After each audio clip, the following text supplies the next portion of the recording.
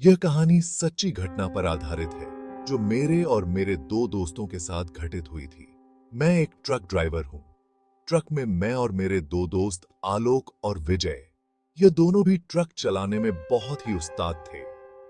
दरअसल हम तीनों को जयपुर से भोपाल की ओर निकलना था, जो कि 555 किमी दूर था। तो हमें सुबह ही निकलना पड़ा और आज ट्रक आलोक चला रहा था। आलोक को ट्रक चलाते चलाते अब काफी रात हो चुकी थी। मैं बगल में बैठा और विजयम कंधे पर सिर रखकर सो रहा था। उस वक्त ठंड बहुत ही ज्यादा थी, यहाँ तक कि ट्रक के सभी शीश बंद होने के बावजूद भी मुझे बहुत ही ज्यादा ठंड लग रही थी। हाईवे पर बहुत ही ज्यादा गाड़ियां चल रही थीं। अभी हम लोग आगे बढ़ ही रहे थे कि तभी हमारा ट्रक झटके से बंद पड़ गया। ट्रक को ऐसे बंद होता देख मैंने आलोक को कहा, अबे कैसे ट्रक चला रहा है तू? तभी आलोक ने कहा, भाई मैंने कुछ नहीं किया है। ऐसा लगा जैसे कि ट्रक किसी चीज से टकराकर अपने आप ही बंद हो गया है। और इतना बोलते हुए आलोक ने ट्रक को दोबारा स्टार्ट करने के लिए चाबी को घुमाया, पर ट्रक स्टार्ट ही नहीं हुआ। कुछ देर प्यार हरो, कुछ देर मशक्कत करने के बाद ट्रक स्टार्ट हो गया। लेकिन आलोक काफी देर तक ड्राइविंग कर रहा था, जिस वजह से गाड़ी को भोपाल तक ले जाने का सारा कार्यभार मुझ पर था। और जिसके बाद आलोक और मैंने सीट बदल ली और हम वापस से आगे बढ़ने लगे। मेरी आदत थी, क्योंकि गाड़ी का स्टीयरिंग पकड़ने से पहले मैं डीजल को चेक करता था। तो मैंने फ्यूल मीटर की तरफ देखा तो मैं देखता ही रह गया, क्योंकि ट्रक में काफी कम डीजल बचा था। जिस पर मैंने आलोक से कहा कि यार ये डीजल इतनी जल्दी खत्म कैसे हो गया? अभी निकलते वक्त ही तो हमने डीजल भरवाया था। इस पर आलोक ने कहा, वो क्या है ना, हमारे ट्रक का माइलेज खराब हो गया है, इसलिए डीजल बहुत ही जल्दी खत्म हो गया। चलो आगे किसी पेट्रोल पंप से डीजल भरवा लेंगे। और आलोक से इतना सुनकर मैं ट्रक चलाने लगा। अब तक रात काफी हो चुकी थी और हाईवे पर बहुत ही ज्यादा गाड़ियां चल रही थीं। वो भी दिखाई नहीं दे रही थी। ऐसा लग रहा था जैसे किसी ने काले रंग की एक बड़ी सी चादर को लेकर पूरे महल को ढक दिया हो। और अभी हम लोग आगे बढ़ ही रहे थे कि तभी मेरी नजर हाईवे पर एक किनारे लगे बोर्ड पर गई, जिसके एक तरफ लिखा था भोपाल 90 किलोमीटर और दूसरी तरफ लिखा था भोपाल 50 किलोमीटर 50 किलोमीटर दूर। तभी मेरे बगल में बैठा आलोक, उसने मुझसे कहा, सुन यार, ये जो 50 किलोमीटर वाला रास्ता है वहां से ले लेते हैं। वैसे भी ट्रक में डीजल कम है और हम जल्दी भोपाल पहुंच भी जाएंगे। मुझे भी आलोक की बात ठीक लगी, जिस वजह से मैंने भी ट्रक को उस रास्ते की तरफ मोड़ लिया। और रास्ता जितना शमशान था उतना ही जंगलों से घिरा हुआ भी था। उस रास्ते पर हमारे अलावा दूसरी कोई गाड़ी नजर भी नहीं आ रही थी। रास्ते का ऐसा माहौल था कि अगर कोई सुई भी गिरा दे तो शायद उसकी भी आवाज पूरे जंगल में गूंज जाए। उस रास्ते पर रोशनी का एकमात्र जरिया ट्रक की हेडलाइट ही थी। उस रास्ते पर आगे बढ़ ही रहे थे कि अचानक ही हमारा ट्रक बंद हो गया।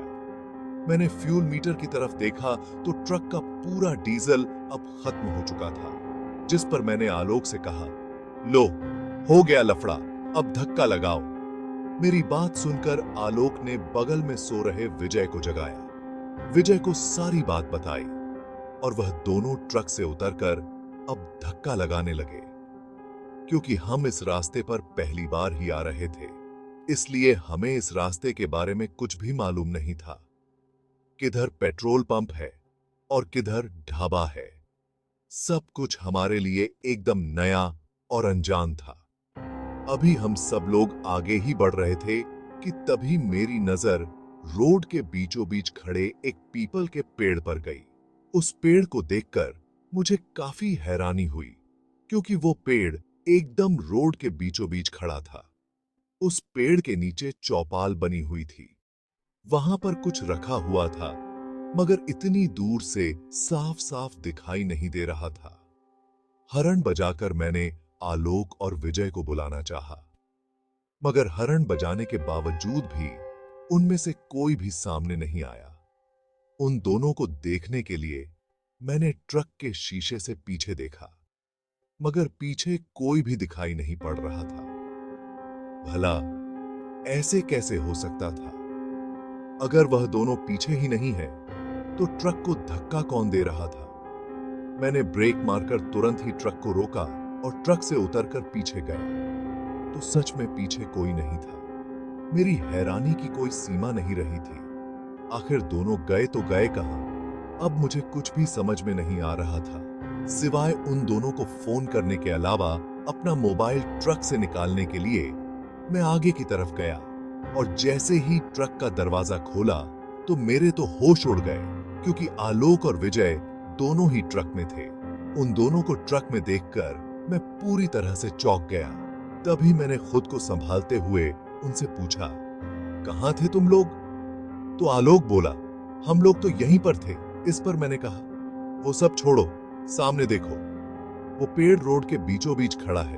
तो इस पर आलोक ने कहा, उस पेड़ के बगल में एक रास्ता जाता है। आलोक के ऐसे बोलने पर कुछ अजीब सा लगा, जैसे कि वो यहाँ के बारे में सब कुछ जानता हो।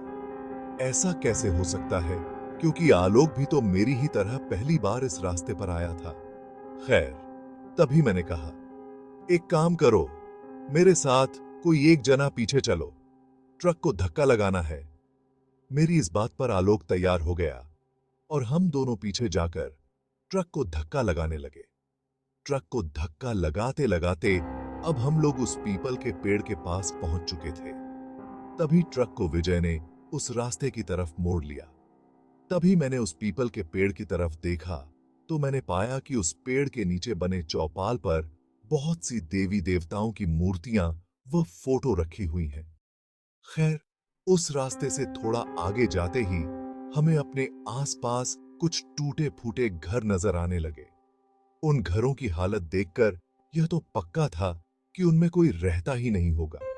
ट्रक को धक्का लगाते लगाते काफी मैं थक गया था, मगर आलोक अभी भी उसी तरह से बिना किसी भाव के धक्का लगाया जा रहा था, जैसे उसे थकान नहीं हो रही, जो कि मुझे बहुत ही अजीब बात लगी।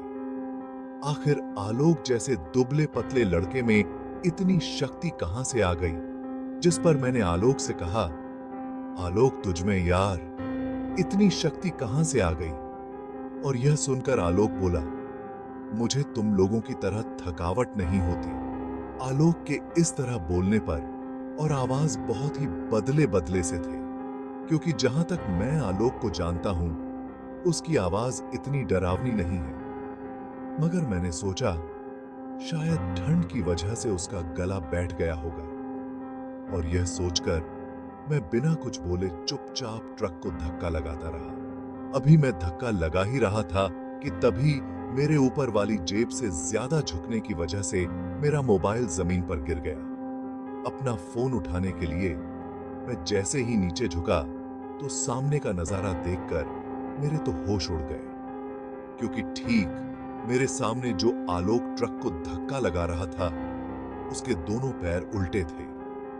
थोड़ी देर पहले तक तो जो चीजें मुझे समझ में नहीं आ रही थी, आलोक के उल्टे पैर देखकर मैं बहुत ही ज्यादा डर गया, और धीरे धीरे सब समझ में आने लगा। जैसे तैसे मैं उठकर सीधा खड़ा हुआ तो आलोक का चेहरा देखकर उस सर्दी की रात में भी मेरे पसीने छूट गए। आलोक का चेहरा जो एकदम बदल गया था, वह आलोक नहीं बल्कि कोई और था। मैं वहां से अपनी जान बचाकर भागने के लिए पीछे मुड़ा ही था कि तभी ठीक मेरे पीछे विजय खड़ा था। उसका भी चेहरा मेरी आंखों के सामने पूरा बदल गया, और मैं समझ गया कि ये दोनों आलोक और विजय नहीं है। जिसके बाद मैंने आओ देखा ना ताओ, और वहां से भागकर सीधे उस पीपल के पेड़ के पास पहुंचा, जहां चौपाल पर भगवान की काफी सारी तस्वीरें वो पुकांदी की अब मूर्तियां रखी हुई थीं। तभी मैं उस चौपाल पर चढ़कर बैठ गया, और डर के मारे मैंने वो पूरी रात वहीं पर काटी। अगली सुबह उस रास्ते से निकलकर मैं हाईवे की तरफ जा रहा था कि तभी मुझे रोड पर आलोक और विजय दोनों बेहोशी की हालत में मिले। फिर मैंने उन्हें किसी तरह होश में लाया। मगर उन्हें कल रात की कोई भी बात याद नहीं थी। फिर बाद में हमें कहीं पता चला कि वह रास्ता भूतिया है और इसलिए उस रास्ते के अगल बगल जो घर थे वहां के लोग भाग गए और जाते वक्त उन्होंने ही उस पीपल के पेड़ पर भगवान की तस्वीरें की वो मूर्तियां रख दी थी और शायद यही कारण है कि उस पीपल को काटा नहीं गया ताकि वह रास्ता कभी चालू ना हो पाए। तो दोस्तों, इस कहा बस इतना एक ही